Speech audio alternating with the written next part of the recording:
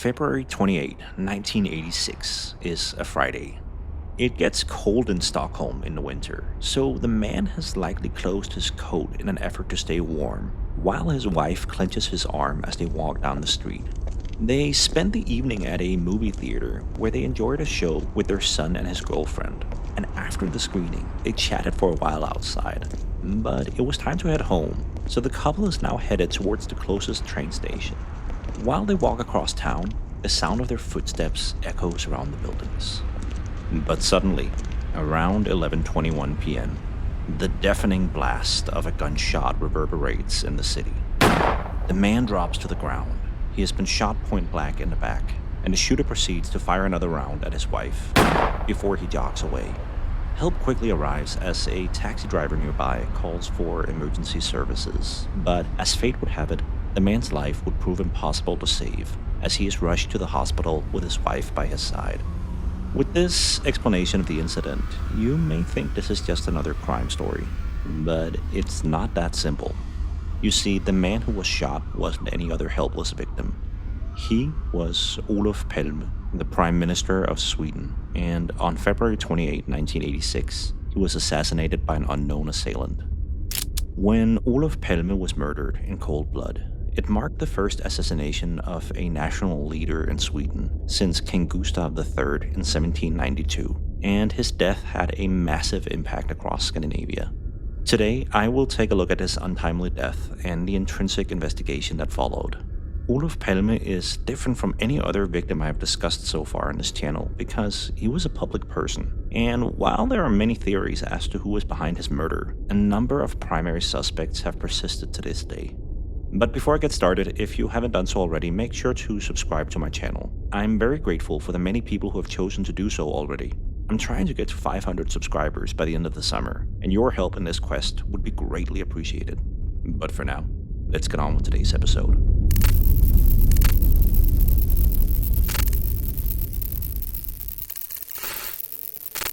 Before I go on, I want to mention that Palme was obviously a politician. That means almost by definition, you will have people that liked what he did in his life and people who didn't. I want to give you some essential background on who he was as a person, both in order to pay respect to his life, but also for you to understand who this episode's main subject is. But here's the reality. As morbid as it may sound, this entry is not about his life. It's about his death. With that said, let's meet the main character of this story. Olof Palme's full name was Sven Olof Joachim Palme, and he was born January 30th, 1927, into an upper-class conservative Lutheran family in the Östermalm district of Stockholm. He studied in America for some time in his youth, after which he hitchhiked around the country and had many encounters that would later shape his political beliefs.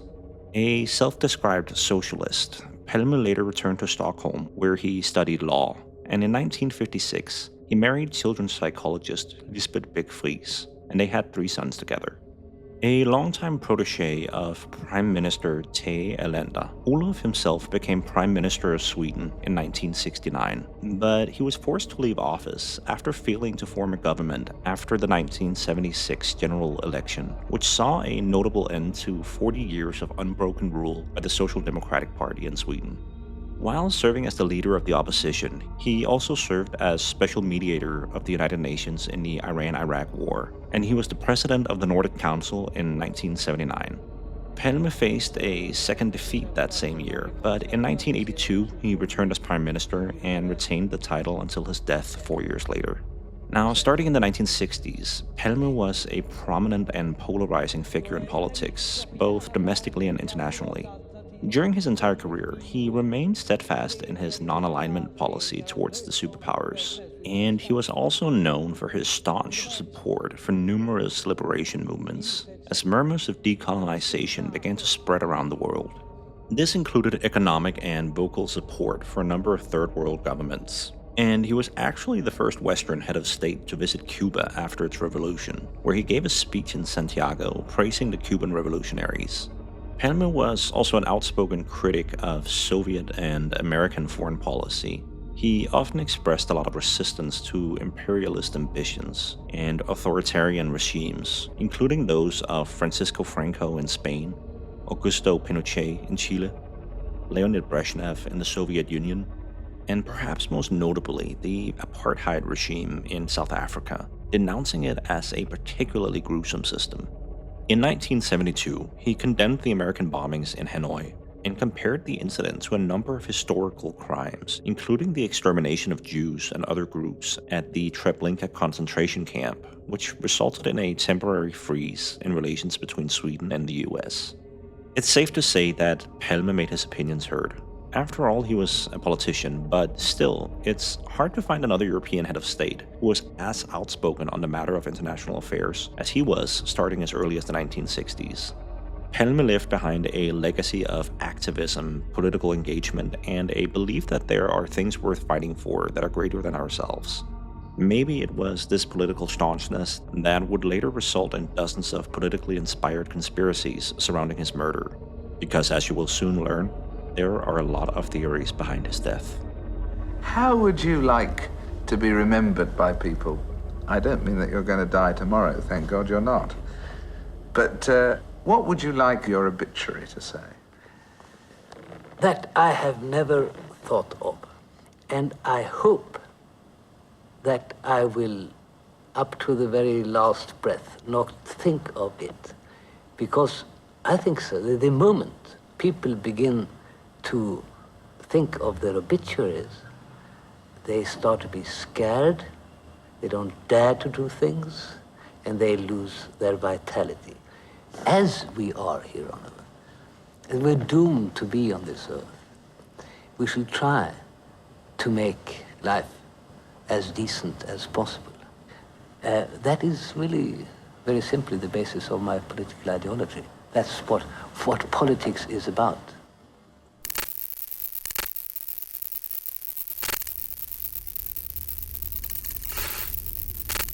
Palme's decision to go to the movies on the evening of February 28, 1986 was rather last minute. While at work, his wife Lisbeth had discussed seeing a film during the afternoon, and when she got home, she phoned her son, Morten, around 5 p.m. to suggest for him and his girlfriend to join her. Olof did not hear about these plans until he got home himself around 6:30, but he soon agreed to join the rest of the family for the late show at the Grand Cinema. Morten and his girlfriend had already bought tickets for themselves for the movie, which was called The Mozart Brothers, a light-hearted comedy directed by Susanne Osten. I think it's fair to say that most people to this day remember it mostly because of its connection with Olof Palme's assassination. Around 8 p.m., Olof calls his son to tell him that he will be joining them, and while it's been speculated that the assailant may have bugged the couple's phone and learned of the Prime Minister's imminent plans from this conversation, the authorities never found any traces of wire-bugging equipment at their home after an extensive search. Olof and Lisbeth leave their apartment around 8:30. They are unescorted as they head for the Gamla Stan metro train station, and several people later claim to have witnessed them and noted the lack of bodyguards. After all, this is the Prime Minister of the nation we're talking about, so he would have easily stood out. They catch a train, then reach the Rødmandsgatan station, from where they walk the rest of the way to the Grand Cinema, where they meet their son and his girlfriend outside around 9 p.m. Olof and Lisbeth have not yet purchased tickets for the show, and it's almost sold out. But when the ticket clerk recognizes the Prime Minister, he makes sure to give him the best seats available. After the screening, the couple stay outside the theater for a while to chat, but around 11:15 p.m., they go their separate ways. Olof and Lisbeth Palme then walk south along the west side of Sveavägen, which is a main street in central Stockholm. They are headed for the Hertoget metro train station. Near the Adolf Fredrik Church, they cross the road and continue on the east side of Sveavägen. They pause briefly to look at something in a shop window, but they soon reach the corner of Sveavägen and Tunnelgatan, and this is where tragedy strikes. At 11:21 p.m., the sound of a gunshot rings out when an assailant shoots Olof Palme at point-blank range, then fires a second shot at Lisbeth. The shooter immediately runs down Tunnelgatan, climbs the staircase that leads to Malmskillnadsgatan, before he is last seen headed away from the scene on David Bakares gate. Within a minute of the bullet striking the Prime Minister, a witness tries to phone emergency services to report the attack, but the call is misdirected and the person doesn't reach the cops. About a minute later, a taxi switchboard operator calls the authorities, however, after being alerted by one of the company's drivers. And moments later, a police patrol stationed a couple of hundred meters away from the scene is alerted by a second taxi driver who heard about the shooting from the chatter on his radio. The patrol calls it in, and yet another minute later, a second patrol, which had been stationed nearby as well, arrives on the scene. This second patrol is immediately ordered to go hunt for the perpetrator, and meanwhile the other officers are able to flag down an ambulance which happens to pass by. It doesn't take long for a third patrol car to arrive, and by 11:28, merely 7 minutes after the shots had been fired, Olof and Lisbeth Palme depart the scene in the back of an ambulance. Lisbeth, who is quickly determined to have only been grazed in the back, refuses to leave her husband's side. The ride is short, and less than 3 minutes later, the medical transport arrives at the hospital. But during these minutes, a fateful message is relayed over the radio to the emergency dispatch center. It's finally confirmed that the country's prime minister is indeed the victim of the attack, and it appears unlikely he will survive his injury. And 6 minutes past midnight, Olof Palme is pronounced dead. Within less than an hour, Sweden's deputy prime minister Ingvar Carlsson arrives at the government offices. The first media outlets to report on the rumors of the Prime Minister's death are radio broadcasters shortly after 1 a.m. Television reports follow sometime around 4, and at 5:15 in the morning, the government finally hosts a press conference and announces the shocking news. Statsminister Olof Palme är död. Han mördades mitt i centrala Stockholm strax efter klockan 11 igår kväll. Olof Palme och hans hustru Lisbeth hade lämnat biografen Grand. En man i 35-årsåldern sköt statsministern med 2 skott i bröstet. Han fördes till Sabbatsbergs sjukhus där han avled strax efter framkomsten. Också Lisbeth Palme skadades men har fått lämna sjukhuset och är nu utom fara i sitt hem. Polisen har ännu inga spår efter mördaren och motivet för mordet på statsministern är okänt. Finansminister Kjell-Olof Feldt bekräftade klockan 12:30 att Olof Palme mördats. Several people later appeared to have witnessed the incident, and more than 25 of them later approached the cops to tell them what they had seen. Generally, the killer was described as a man between 30 and 50 years old, around 6 feet tall, and he had been wearing a dark jacket or coat. Unfortunately, no one had been close enough to provide more specific details as to the person's appearance. A police sketch was produced based on the little information they had, and when it was circulated in the media, it led to an influx of tips. The authorities, however, had to later reconsider the accuracy of the sketch as they began to question the reliability of the testimonies. The one detail everyone seemed to agree on, however, was the attacker's escape route, as he had fled the area. The only forensic evidence left by the killer at the crime scene were the 2 bullets he had fired. They were identified as Winchester Western .357 Magnum rounds, which were determined to have been fired from a revolver. Because the most common weapon to be used with this type of ammunition was a Smith & Wesson .357, the authorities would later focus on trying to find this particular gun. Over the years, the Swedish police would test fire more than 500 revolvers in order to check if they were a match. They also compiled a list of 10 handguns which could have matched the attacker's weapon and had been reported stolen prior to the murder. All of these were eventually located, except for one gun, formerly owned by Swedish filmmaker Arne Suxdorf, whose weapon had been stolen from his home sometime in 1977. And on a side note, remember this, because I will be revisiting this missing gun in just a moment.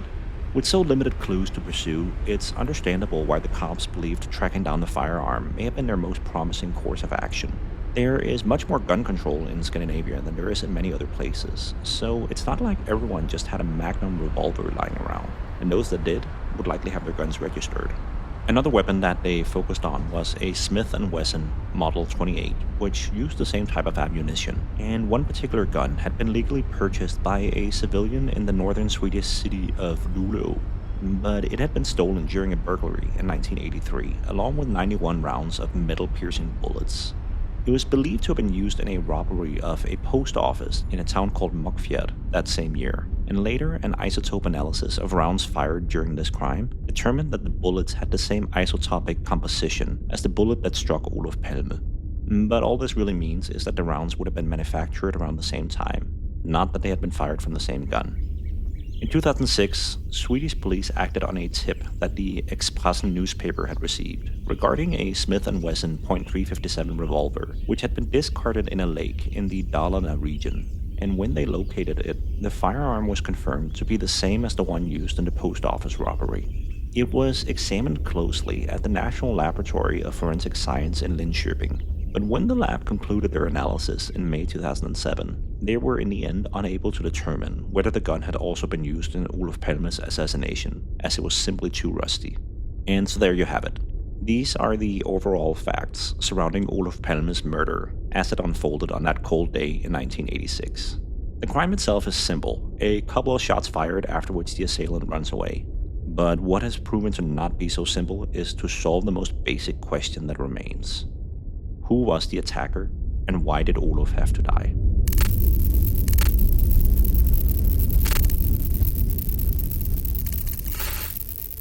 Around the end of 1988, about 2.5 years after the murder, the Swedish police made an arrest in the case. Gustav Pettersson was born on April 23, 1947, and he grew up in a middle-class family in a suburb outside Stockholm. In his youth, he apparently attended theater school, where he was considered to be a very promising student, but eventually he suffered a head injury from which he would never fully recover. This led to a period of substance abuse that inevitably forced him to drop out of school, and finally, in 1970, he stabbed a man to death in central Stockholm. The fatal stabbing had followed a street brawl, and the Swedish media dubbed it the bayonet murder. And on a side note, this killing happened just around the corner from where Olof Palme would be murdered 16 years later. Pettersson, however, only served 2 years behind bars. He had been sentenced to manslaughter and subjected to psychiatric treatment, but after his mental state had seemingly improved sufficiently, he was released after serving a remarkably short amount of time.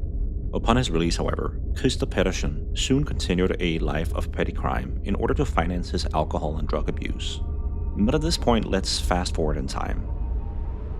In 1988, the investigation into Olof Palme's murder is ongoing.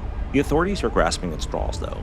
Like I have already mentioned, they had almost no clues to pursue after the murder, so the cops are combing through the criminal underworld in order to pick up any bits of information that may help them in their quest for the killer. And they do. Apparently, rumors among small-time criminals and drug addicts claim that this man, Gustav Pettersson, was responsible for the shooting. When he is arrested, Pettersson denies this. He claims that he had not been in central Stockholm on that evening, and he also states that he actually liked Olof Palme a lot, but this seemingly doesn't convince the cops. Almost 3 years after Palme's death, Gustav Pettersson is charged with the murder. Lisbeth Palme had picked him out at a lineup as the killer, and Pettersson was subsequently tried and convicted of the killing. Any kind of closure Olof Palme's family as well as the public may have felt had been achieved, however, was short-lived. Gustav Pettersson soon appealed the verdict, and in the Court of Appeals he was acquitted only a couple months later. When the result of the trial was overturned, it was primarily due to 3 factors. First of all, the prosecutors had been unable to produce the murder weapon.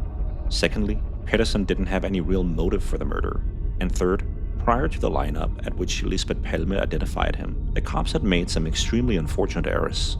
They had mentioned to Mrs. Palme that the subject they had arrested was a drunk, and when she had noticed Gustav Pettersson's disheveled appearance among the other people in the lineup, Lisbeth had pointed him out somewhat solely because he believed he looked like a typical alcoholic, and therefore her positive identification of him was considered unreliable. The Swedish prosecutors did consider reopening their case against Pettersson in the late 1990s. Apparently, a number of petty criminals had continued to implicate him in the murder during unrelated interrogations, and Pettersson himself would actually go on to make a confession at one point. In the end, however, prosecutor Agneta Blidberg declined to retry him based on his confession alone, as no additional forensic evidence had been produced, and the murder weapon still had not been found, so there simply wouldn't be sufficient proof to convict him. Gustav Pettersson eventually died in September of 2004 after a fall during an epileptic seizure caused a cerebral hemorrhage, and because of this, the legal case against him will likely remain closed. After his death, however, the interest in his person surrounding his possible involvement in Olof Palme's death continued. And in 2006, a documentary produced by the Swedish television channel SVT featured claims by some of Pettersson's former acquaintances, who asserted that he had previously confessed to them. But supposedly the Prime Minister's death had been a case of mistaken identity.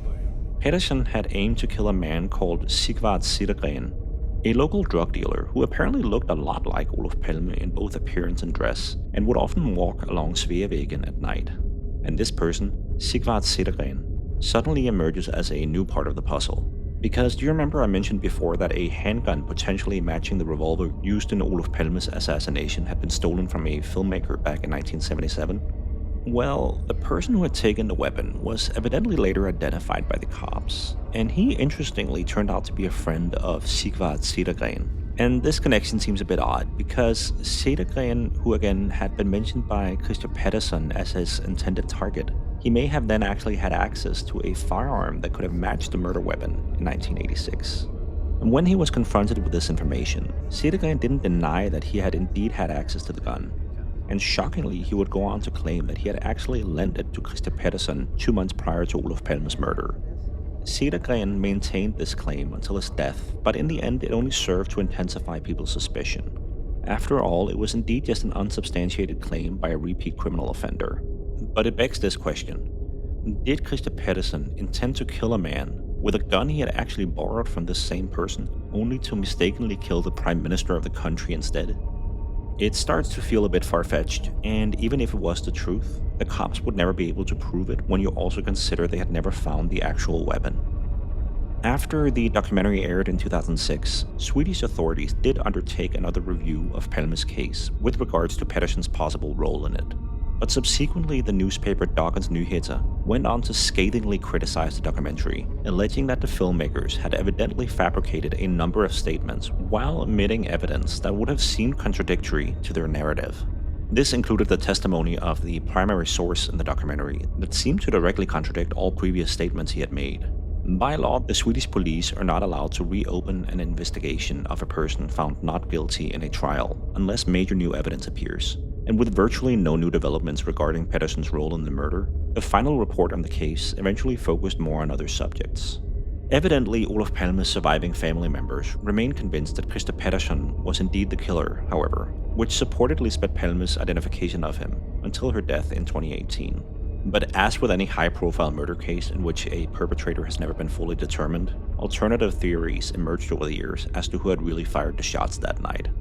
Olof's own son, Morten, who last saw his father only a couple of minutes before his death, has even later stated that he supports another explanation behind the murder. And with Christer Pettersson's story evidently concluded with his own death back in 2004, let's take a look at some of the other theories that have been suggested.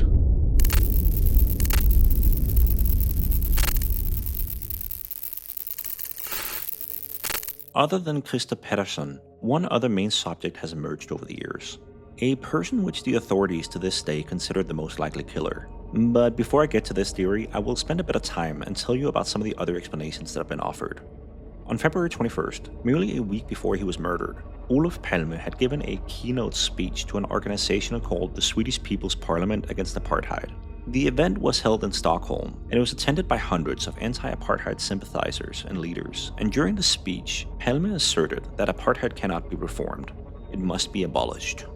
Now, initially after his assassination, this incident wasn't focused on much, but that would change 10 years later. You see, in September of 1996, a former South African police officer testified in the Supreme Court in Pretoria that Palme had actually been shot and killed due to his strong opposition to the apartheid regime and the Swedish contributions to the ANC, which was Nelson Mandela's party. This officer, Colonel Eugene de Kock, also claimed that he knew the person who had been tasked with the murder of the Prime Minister, and he mentioned a man named Craig Williamson, who was a former colleague of his and had worked as a South African spy. A couple of days later, however, another former police officer who had also worked with Williamson identified another person as the shooter, a man named Anthony White, who had served with the Rhodesian Special Forces. Then a third person was named, a Swedish mercenary called Bertil Vedin, based in northern Cyprus, and he was named by yet another South African police officer as the real killer. So, of course, this starts to sound like a lot of finger-pointing, and when the Swedish police went to South Africa in 1996 to follow up on these rumors, they were unable to find any proof to these claims. But in 2010, a TV program in Sweden would air an interview with a person called Tommy Lindström, who had been a superior in the Swedish police at the time of Olof Palme's assassination. When he was asked who he believed was behind the murder, Lindström said without hesitation that apartheid South Africa had always been his number one suspect, and their motive had supposedly been to halt the payments the Swedish government were secretly remitting to the African National Congress, which was fighting to end the oppressive apartheid regime in South Africa. Was the assassination really linked to international politics?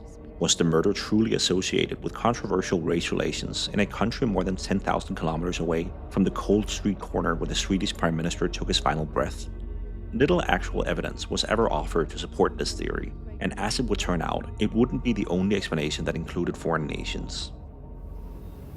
Have you come across anything new since you arrived here in connection with the Palme murder? Well, as a matter of fact, the investigation hasn't started yet. Historian Jan Bundesson published a book in 2005 called Blood in the Snow, The Killing of Olof Palme. And in this book, he claimed that Palme's murder was linked to arms trade in India. And yes, I know we are jumping around quite a bit here, but I think this myriad of far-reaching theories is what makes this high-profile case so interesting. Bundesson suggested that Olof Palme had leveraged his friendship with the Indian Prime Minister Rajiv Gandhi to secure a 8.4 billion Swedish kroner arms deal for the Swedish arms company Bofors. The deal included supplying the Indian army with howitzers. Palme, however, did not know that Bofors had secretly bribed Indian government officials to conclude the deal through a shady company called AE Services, based in Guildford, England, an incident that would later be known as the Bofors scandal. The historian Bundesson claimed that on the morning of his assassination, Palme had met with the Iraqi ambassador to Sweden, Mohammed Saeed al-Sahaf. The two men had discussed Bofors, which al-Sahaf was evidently familiar with because of their arms deals during the Iran-Iraq War. Bundesson claimed that the ambassador had told Palme about Bofors' secret activities, and supposedly it had infuriated him. The theory is that this conversation inadvertently triggered a prearranged plan to silence the Swedish Prime Minister should he discover the truth, which would have jeopardized the arms deal. But just as with the theory involving the apartheid regime in South Africa, little proof exists that this is the true explanation behind his murder. Another theory involving politics points at the PKK, a Kurdish militant political organization and armed guerrilla group, as being behind the assassination.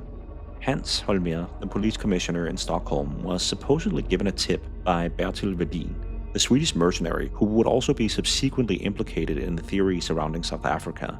And based on this tip, a number of Kurds living in Sweden were controversially arrested. The lead would eventually prove inconclusive, and it also led to Holmér's removal from the investigation. 15 years later, however, Swedish police did follow up on this theory. In 2001, a team of officers went to question a convicted PKK leader in a Turkish prison. The man, Abdullah Öcalan, had alleged during his trial that Palme's murder could have been carried out by a dissident Kurdish group. But despite this information, the PKK theory is yet another explanation that has never led to much. Turkish newspapers have several times over the years linked the PKK to the assassination. But it really needs to be considered that Turkey has likely had an interest in discrediting the Kurdish group, so it's absolutely possible that the theory has mainly been used as propaganda. But with that said, now I've taken you from South Africa to India and Turkey, so why not also visit Chile? A Swedish journalist claimed in a book in 2008 that a Chilean fascist, Roberto Thieme, had killed Olof Palme. Thieme was the head of the most militant wing of the Patria y Libertad, a far-right political organization financed by the CIA. And according to the Swedish journalist, Olof Palme had been taken out because he had given asylum to a large number of leftist Chileans following the coup that overthrew Salvador Allende back in 1973. Of course, it seems any political conspiracy theory wouldn't be complete without mentioning the CIA. In 2011, the German magazine Focus also cited official German interrogation records in connection with another case, as indicating that the assassination had been carried out by an operative of the Yugoslavian security service. This is another theory that has never had any substantial proof to it, but the more you dig into the history of this story, you're almost left with the feeling that Olof Palme's murder could somehow be connected with every major conflict around the planet in the mid-1980s.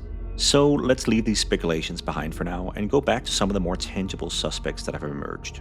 One suspect identified only as GH by the Swedish authorities was of prime interest during the early investigation.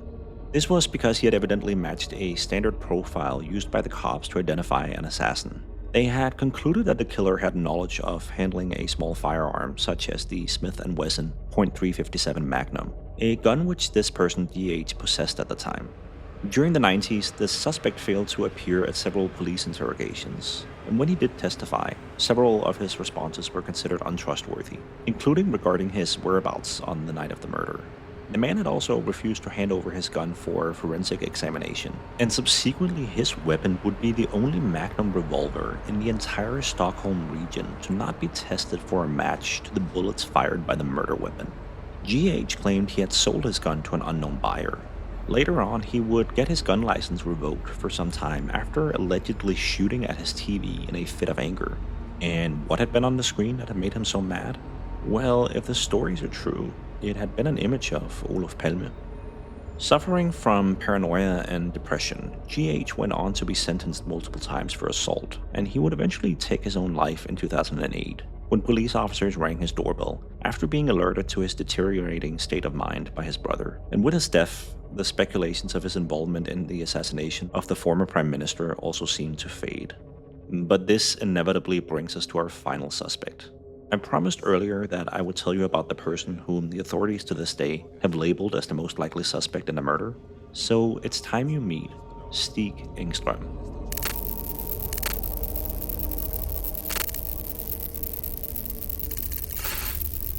Stig Engström wasn't always known by his real name in the media. For a long time, the press would only refer to him as the Skandia Man.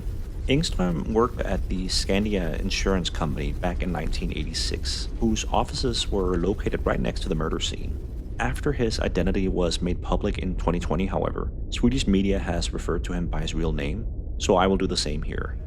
Engström was actually born in Bombay, India in 1934 to affluent Swedish parents, but he moved to Sweden when he was 12 years old, where he lived with family relatives until his father and mother followed a couple of years later.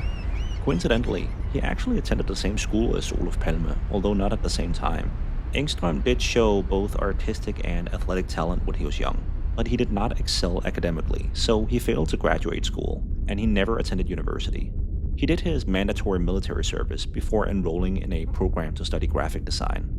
For some time, he worked for the Swedish military, where he designed and illustrated field manuals. In the late 1960s, he worked for some time for a Swedish radio station, but eventually he was hired by the Skandia insurance company, where he worked until the day he retired. In 2018, Swedish journalist and investigator Thomas Pettersson first published a series of articles, which were later followed by a book, and he is seemingly one of the first to suggest that Engström could be the real killer. You see, Engström had been a witness to the assassination in 1986. In fact, he asserted himself that he was the first eyewitness to arrive on the scene after the shots had been fired. Investigators had, of course, briefly considered him a potential suspect, but this possibility had been quickly dropped. Pettersson's theory, however, was that Engström, who had a strong dislike of Palme and his politics, had crossed paths with Palme completely randomly and decided to shoot him without any premeditation. Supposedly, several other witnesses gave descriptions of the fleeing killer that matched Engström, some of them very closely so. And interestingly, no other witnesses placed Engström at the scene after the shots had been fired, even though Engström himself claimed to have been present from the beginning, spoken to Lisbeth Palme and the cops, and taken part in the resuscitation attempts. What also stuck out is that the only other people Engström was able to identify from the crime scene were those who would have been present before the shots were fired, which means the only people the killer would have encountered. Engström wasn't able to recognize anyone who had shown up after the murder. After the incident, Engström began a series of media appearances in which he developed an increasingly detailed story of the killing. He also criticized the cops a lot. He claimed that the witnesses who had described the killer had in fact been describing him as he was running to catch up with the officers pursuing the real assassin. The authorities eventually grew frustrated with Engström and started to see him more and more as an unreliable and inconsistent witness, which eventually led to them declaring him a person of no interest. But Pettersson has theorized that these media appearances were in fact Engström's successful effort to mislead the investigators and later gain attention as an important witness neglected by the cops. Pettersson's theory, however, is obviously based on a lot of speculation, but he believes that it would be possible to prove Engström's culpability conclusively by matching the bullets from the crime scene to a gun that he suggests was owned at the time by one of Engström's friends who was a gun collector. Stig Engström died in his home all the way back in June of 2000. While the Skandia Man theory had already been suggested by author Lars Larsson in his 2016 book, The Enemy of the Nation, it had initially only received little attention. But it would all change on June 10, 2020, when Swedish prosecutors decided to formally close the case because Engström was dead and therefore could not be charged. But although Engström had supposedly demonstrated a negative view of the Swedish Prime Minister, as well as suffered from long-standing financial problems and growing issues with alcoholism, investigators still did not have a clear picture of what his actual motive for killing Palme had been. Pettersson interviewed Olof and Lisbeth's son Morten, who was quoted as saying that his observation of a man who appeared to take an interest in his parents shortly before the shooting bore a resemblance to Engström. Remember, Morten and his girlfriend had parted ways with the Prime Minister and his wife as they left the movie theater, so in this scenario, Engström would have possibly recognized Olof Palme, then followed him down the street from the theater before acting on his plans. Critics of this theory, however, have pointed out that Morten had previously identified the other suspect, Pettersson, as that man, and Pettersson and Engström bore little resemblance to each other.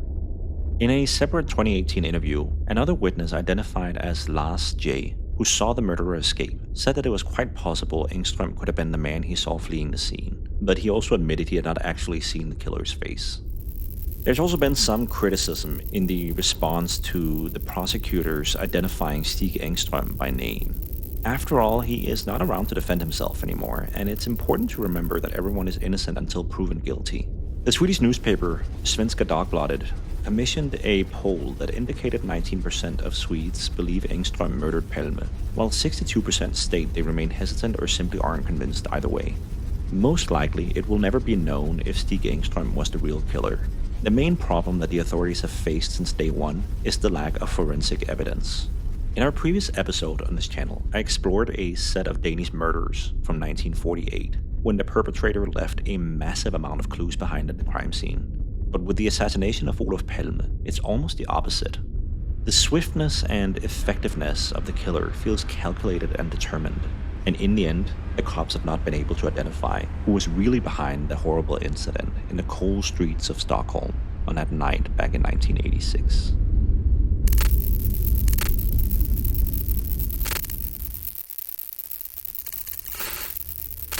Olof Palme's legacy remains alive to this day. Dozens of streets have been renamed in his honor after his death, and many memorials have been erected around the world, including at the intersection of Sveavägen and Tunnelgatan, where he was shot and killed. With the amount of theories his murder has spurred over the years, it's honestly hard not to think about John F. Kennedy's assassination at times. Now, I have no interest in making any comparison between their political lives, but the similarly large amount of conspiracies associated with their deaths make the murders feel oddly comparable. Both incidents left lasting impacts on their countries, and to this day, they both seem to reappear in the media from time to time. Even after the authorities more or less closed the case in 2020, the stories continued to haunt Sweden, and I think it will for years to come. In 2021, a man who was magnet fishing in the Bälstaviken River in West Stockholm found a rusty and deteriorated Smith & Wesson .357 Magnum revolver in the murky waters, and a possible link to the country's most famous unsolved killing was immediately obvious, but this has been yet another clue that hasn't led to much. Still, I imagine that most people remain hopeful that one day an unforeseen development will offer a substantial resolution that leads to an irrefutable closure to the case. But until that day, this is it for Olof Palme's story. If you haven't done so already, make sure to subscribe to my channel. Again, I very much hope to make it to 500 subscribers by the end of the summer, so your support would mean a lot to me. In the meantime, I will be back in 2 weeks with another episode. Thank you for watching.